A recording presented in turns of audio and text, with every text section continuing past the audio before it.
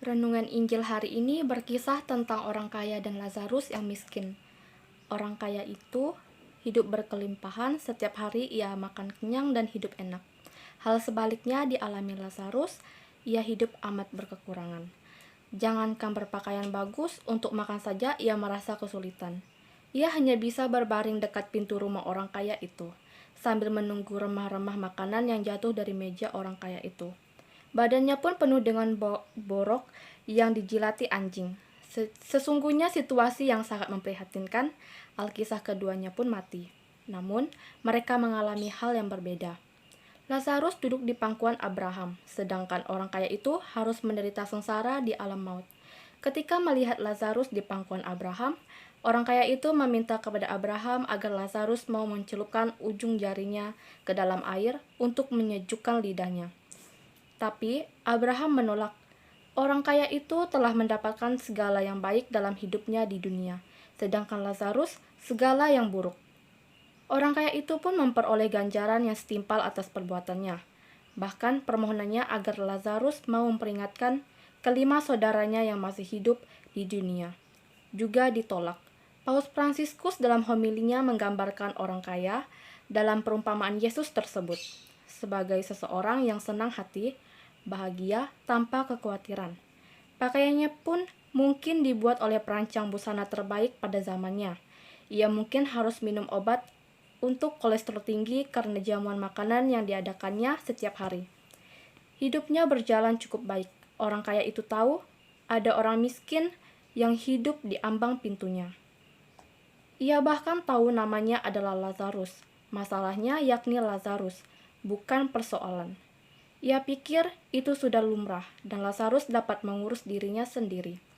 Lalu keduanya meninggal. Injil mengatakan bahwa Lazarus dibawa ke surga dengan Abraham, ke pangkuan Abraham. Mengenai orang kaya itu, Injil mengatakan ia dikubur. Titik. Paus Fransiskus terkesan dengan jurang yang terbentang di antaranya keduanya. Di antara kita ada jurang yang terbentang. Kita tidak dapat berkomunikasi, kita tidak bisa pergi dari satu sisi ke sisi lain. Jurang yang sama telah ada di antara orang kaya tersebut. Lazarus saat mereka masih hidup. Paus Fransiskus menggambarkan drama orang kaya tersebut sangat banyak diinformasikan. Informasi itu tidak pernah merasuki hatinya. Ia tidak tersentuh oleh drama yang dijalani orang lain. Inilah drama kita juga.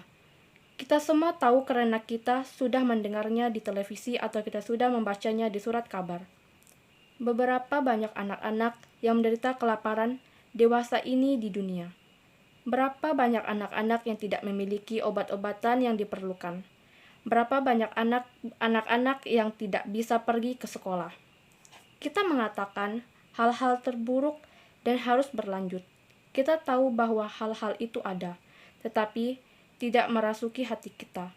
Drama tersebut adalah drama yang cukup kita miliki informasinya, tetapi kita tidak merasakan kenyataannya. Yang dijalani orang lain, inilah jurang tersebut, jurang ketidakpedulian.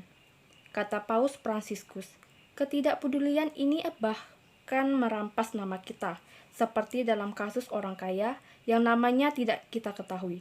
Egoisme, kata Paus Fransiskus, yang membuat kita kehilangan jati diri kita yang sesungguhnya.